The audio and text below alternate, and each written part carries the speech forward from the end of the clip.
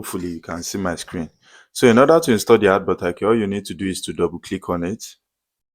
So here is the software. Then you're going to click on yes. So I'm going to be showing you how to install it properly so you don't do it wrongly. It can select any folder path. I can see that the space required is over 580 megabytes, which is not much. We were able to compress it.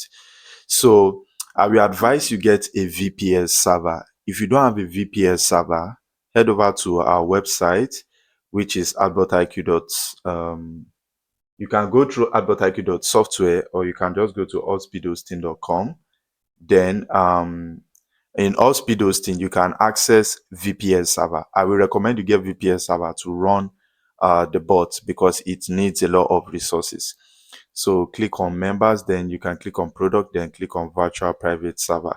So you can buy any one that fits. Like this is over 1.2 terabytes. Like is over 1.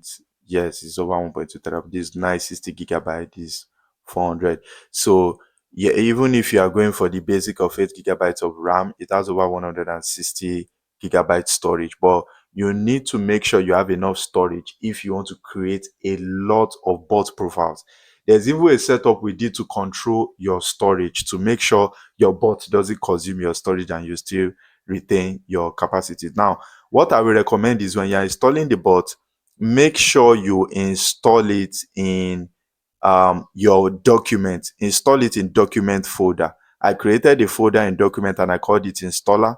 Then I'll click OK. Then click on install. It is recommended you install it there so that the bot can run flawlessly. Don't install it in C or anything that could be delicate or whatsoever.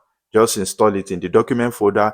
The bot is going to install and it is going to run and you'll be able to run it. It is actually very, very simple and straightforward.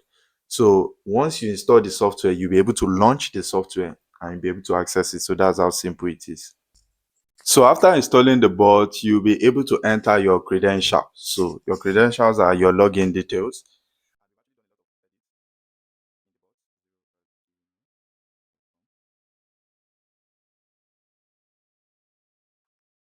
So if your details are correct, the bot is going to log in and you'll be able to access it. So you can see the name there, giving you your name, and you'll be able to use the software. So it's actually that simple and straightforward. Then you can choose between light mode and dark mode. For me, I actually like dark mode because it makes everything look very, very easy. But you can choose to use light mode. It doesn't change. So it's going to greet you, welcome, and you'll be able to set up the task and start driving traffic to whatever platform whatsoever. So that's basically how you install the bot.